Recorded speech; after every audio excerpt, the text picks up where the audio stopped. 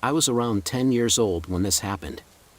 I lived with my family in a ranch-style house in a quiet neighborhood. One Saturday night, we all went to bed around 11 p.m. Except for my dad, who stayed up in the living room watching TV. I remember that the patio door was open in the kitchen and the warm summer breeze was coming in through the screen door. My bedroom was at the end of the hall, and I liked to leave my door open at night. I could kind of secretly hear and see what was going on in the other rooms. Sometimes from my bed, I could see down the hall and into the living room a bit. The kitchen was right next to it, but there was a partial wall that divided the two rooms. I fell asleep for a while, but I woke up at some point in the middle of the night. I wasn't sure if I heard something or not, and I looked back at the clock to see what time it was. It was about 2:30 a.m. I looked down the hall and could still see the glow of the television in the dark living room. It wasn't uncommon for my dad to stay up this late, so I thought he must still be up watching TV. Then I heard the patio screen door slowly slide open, and I could hear soft footsteps in the kitchen. I looked down the hall and I could just barely see an arm and a shoulder come into view from where I was laying. It was dark, but there was definitely someone in the kitchen, but I couldn't see who it was. This actually didn't seem unusual, though, because my dad enjoyed the outdoors and would sometimes sit out on the deck at night. I just assumed it was him coming back inside, and I fell back asleep shortly after. The next morning, I woke up to some commotion in the kitchen. I could hear my mom down the hall saying something like, "No, it was right there." I know I left it on the table. My sister and I both walked into the kitchen wondering what was going on. When my parents saw us, they paused for a few moments, and my dad asked, "Have either of you seen your mom's purse?" We both said no. Our mom was clearly getting worked up at this point and said, "Well, where is it?" Then she wandered around the house looking everywhere for it and even stepped outside on the back deck at one point. When she walked back inside, I could see her stop all of a sudden as she was inspecting the screen door. There was a small cut in the screen that ran parallel to the handle in the center. She asked, "What is this?" My parents started piecing together what had happened. They were realizing that someone must have cut the screen to reach their fingers in and flip the lock on the inside. Then they could easily open the door and snatch the purse off the table a few feet away. I told my parents I woke up around 2:30 a.m. and that I heard someone open the door and I heard them in the kitchen. I said I thought it was Dad. He said that he fell asleep on the couch shortly after everyone went to bed and didn't wake up until around 6 a.m. My dad called the police to report the burglary. After realizing what had happened, the cops showed up about an hour later and told us that 3 other houses in the neighborhood reported items being stolen last night. I didn't feel safe in the house for a while after that. It was really creepy knowing that someone just walked into the house while my dad was sleeping on the couch several feet away. We later found my mom's purse in the backyard under a small utility trailer. Everything was still in it except for the cash she had in her wallet. This story took place when I was in college. My girlfriend Hillary and I lived in an apartment off campus with our dog, a deaf white boxer named Ulsa. She was the sweetest dog, and I always thought her lack of hearing was part of the reason she almost never barked. We adopted her about a year before this, and during that time I maybe heard her bark once. I worked second shift at the time, and it was always my job to let Ulsa out as soon as I got home every night. Our apartment complex was older and dimly lit at night, so Hillary was uncomfortable taking the dog out after dark. I ended up having to work late one night, and I texted her to let her know I'd be a few hours later than usual.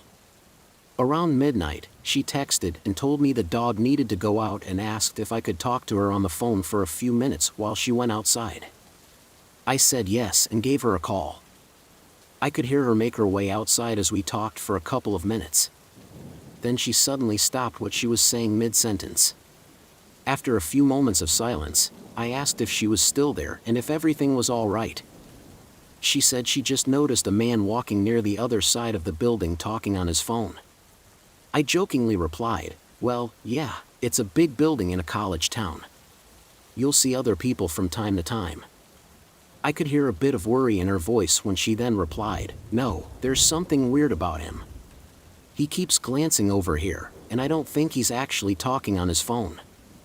I think he's pretending to talk on his phone. I told her that definitely sounds a little suspicious and that she should head inside, and I'd let the dog out when I got home. She agreed, and then a couple of seconds later said, "He's coming this way now."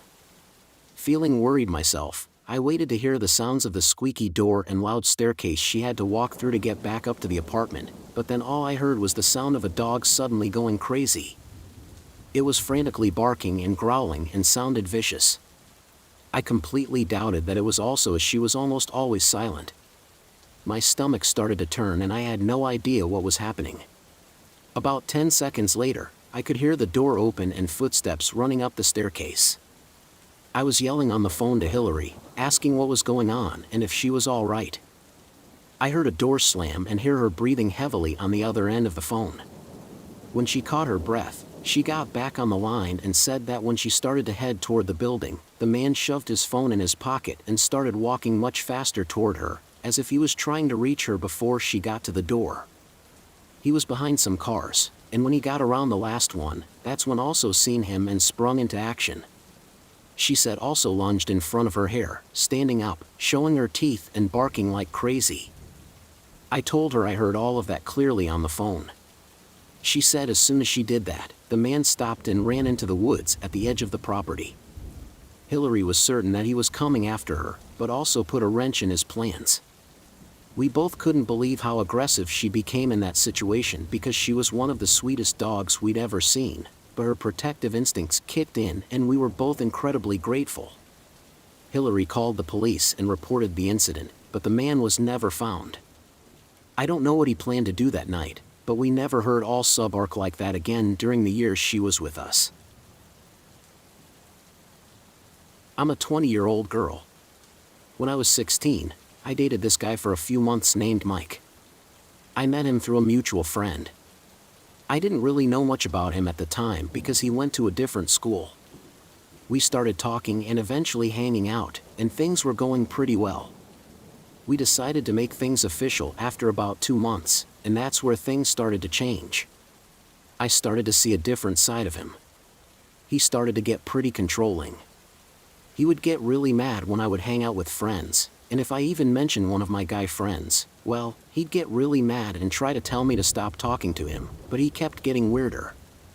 There were a couple of times when I was getting home from practice and he was all of a sudden right behind me when I was pulling into my driveway. He would say that he happened to be in the area and he wanted to see me, but I thought it was odd. I never saw where he came from, but I wondered if he was parked waiting in the neighborhood for me to drive by or something. He would also say really creepy things like "I love watching you sleep." I wasn't allowed to stay overnight with him, so that comment didn't make sense. I asked him what he meant. He sort of backtracked, saying, "Oh, I meant I can't wait to be able to sleep overnight with you." I wanted out of the relationship at this point.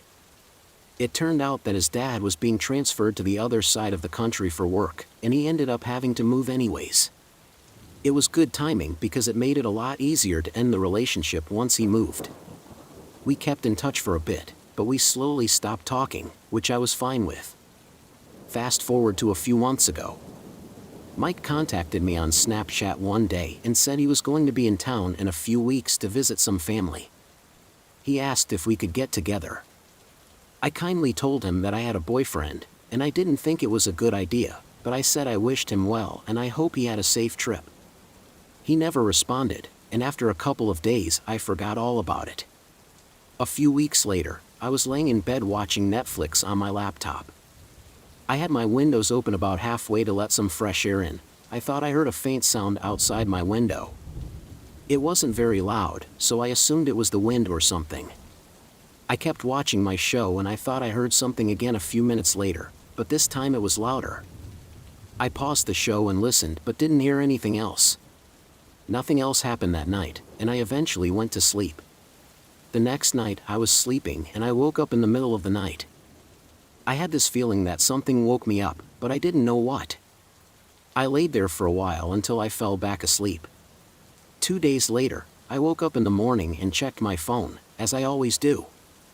At around 4:30 a.m., I had received a couple of text messages from a number I didn't recognize. I opened them to see what they said. The first message said it was great to see you. The second message was a photograph. It was a picture of me sleeping, and it looked like it was taken from outside my bedroom window. I felt sick to my stomach. As I replied to the number, asking who it was, I got an error message saying that the message was undeliverable. I felt nauseous as I sat there wondering who would do something like that. Then I remembered that Mike told me he was going to be in town. I went to send him a snap, only to find that his account was no longer there. I checked other social media accounts as well. He had either blocked me or he deleted them. I told my parents about it and we went and reported it to the police. They apparently weren't able to do a whole lot about it, but told us to let them know if anything else had happened. Nothing has at this point, but I bet that it was Mike. What really creeps me out, though, is thinking back to when we were dating and he told me he liked watching me sleep.